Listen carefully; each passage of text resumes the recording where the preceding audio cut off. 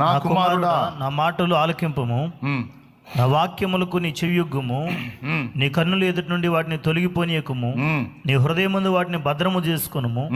దొరికిన వారికి అవి జీవమును, వారి సర్వ శరీరమునకు ఆరోగ్యమును ఇచ్చును. అబ్బా, దేవుని వాక్యములో ఉన్న శక్తి ఏమిటంటే దాన్ని గైకొన్న వాని సర్వ శరీరమునకు ఆరోగ్యం ఇస్తాయని చెప్పి చెప్పాడు.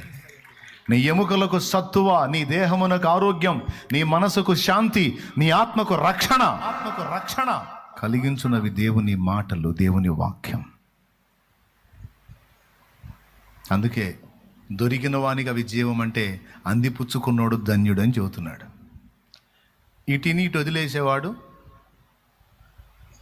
అందిపుచ్చుకున్నోడు ధన్యుడు అంటే ఇటు వదిలేసేవాడు దరిద్రుడు అని అర్థం. దేవునికి స్తోత్రం. ధన్యుడు ఇంటూ దరిద్రుడు అది.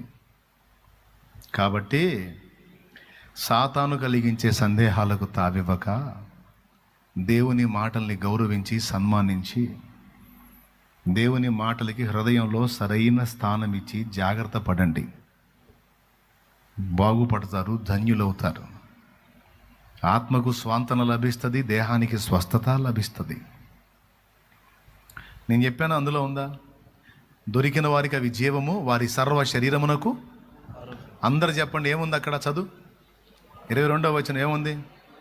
దొరికిన వారికి అవి జీవమును, వారి సర్వ శరీరమునకు ఆరోగ్యమును ఇచ్చును. నీ మాటలో స్వస్థతున్నది, అది ఏ నా రోగము తొలగించుచున్నది. నీ మాటలో స్వస్థతున్నది, అది ఏ నా రోగము తొలగించుచున్నది. మాటతోనే చక్క చేసినావా, సర్వశక్తి కలిగిన ఓ దేవా. ఒక మాటతోనే మృతుల లేపినావా, సర్వశక్తి కలిగిన ఓ దేవా. మాట్లాడే దేవా,